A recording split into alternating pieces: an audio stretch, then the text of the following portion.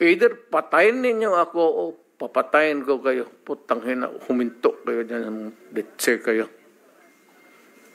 Kung sinabi ko yan sa mga kriminal, sa pulis, lalo na sa kriminal.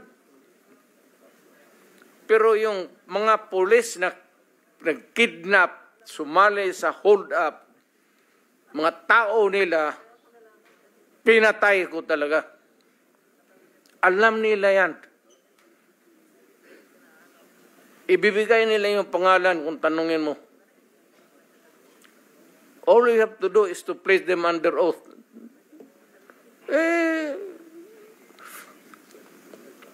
Sinabi ko sa kanila, pati kayo pag hindi ninyo madisiplina yung mga tao ninyo. Bayad ang mga tao ng sweldo ninyo tapos pati kayo kasali dyan. Stricto talaga ako sa pulis. Ayan sila. Puro general yan. Protektado ko ang pulis pag sa trabaho. Kasi ma-demoralize pag hayaan mo. Alam mo ba, Senator, nung mayor ako, ayan, puro dumaan ng Davao yan, puro naging chief of police yan. Pagka ang pulis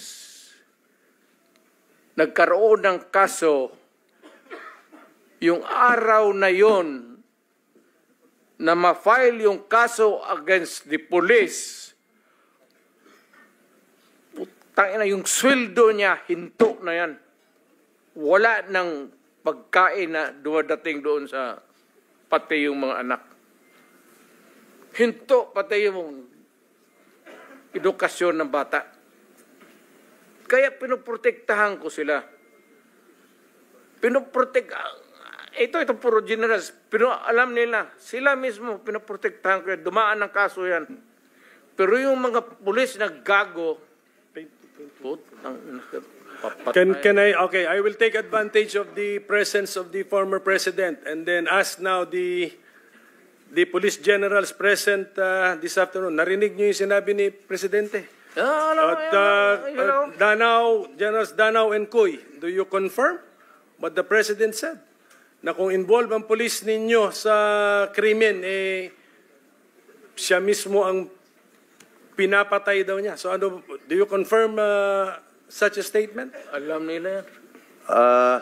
As far as I'm concerned, sir, when I was under the Davao City Police Office, hindi naman siguro sila pinapatay. Sige, tell us. As far as I know, sir, wala man pinatay po si Mayor talaga. What do you do? What do you do to the policemen involved in crime?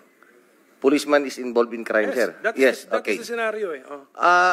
Sir, nung panahon ko, when I was the city director, there was one policeman who was discharged for illegal drugs. And unfortunately,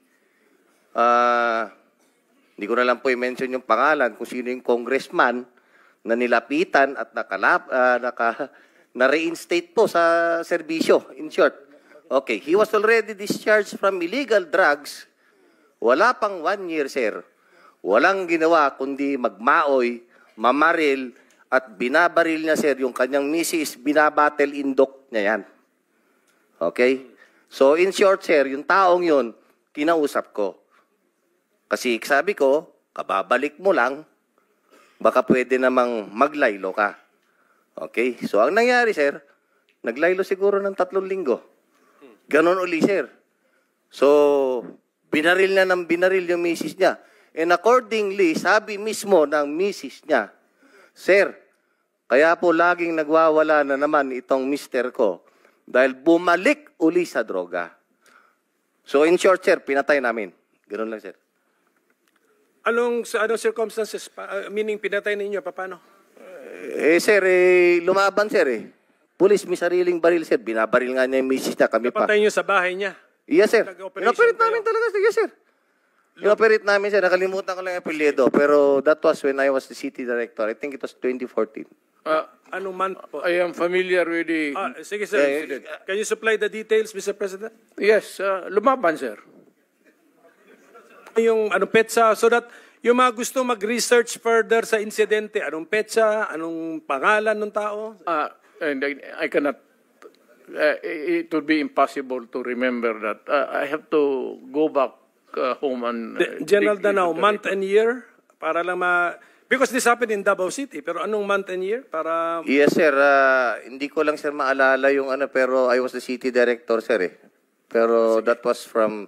Kasi I was assigned, sir, from 2012 up to, 16 yata? Or nga. basta almost 3 years yun, sir, eh. Thank you. So, walang ginawa yun, sir, kundi magsumbong sa station. And, actually, pinatawag ko, sir, yung police, eh. Yun yung pinagtataka ko, sir. Dahil na-discharge na ito, hindi ko na lang sasabihin, sir, kung sinong congressman yung nilapitan niya. Sige po.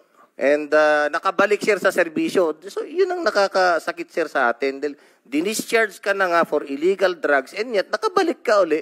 Pagbalik mo, the same trabaho, illegal drugs pa rin. So, what will we do dun, sir? Alam nga naman na misis mo, binabaril mo, buntis, binabatil indok mo. Hindi lalo na sa ibang tao. Thank you, General Danao. General Cuy, any reaction to what the President said? Sir, when I was the city director then in 2005, I cannot remember any incident of a member of the Davao City Police na involved in illegal activities. But yung policy na yun po ni Mayor noon was well known to the public, more so to the members of the police force. Senator. Go ahead, sir. Sa lahat ng puro nagdaan ng Davao to, pinakamabait yan si Kuy. Hindi makapatay ng lamok yan. Yung iba dyan, Danao, patay ka dyan. Alam mo, ang trabaho nitong mga to is to confront criminals. And pag nandyan na yan, nagkumuntot na, buhay ng nila. Ngayon, mamili tayo. Ako, nung mamili ako, sabihin ko, sige, habulin mo. Patayin mo pag lumaban. Yun talaga ang yun. Patayin mo pag lumaban. Hindi ko sinasabi isalvage mo. Nasabihin mo, hulihin mo, nakakampag, tapos barilin mo. Hindi trabaho ng lalaki yan eh. Kung tunay ka na lalaki, hindi mo trabaho yung magpatay ng tao na... bigyan mo ng baril, magbarila na lang kayo. Alam nila yan lahat. Ayan si... katabi mong senador, alam niya yan.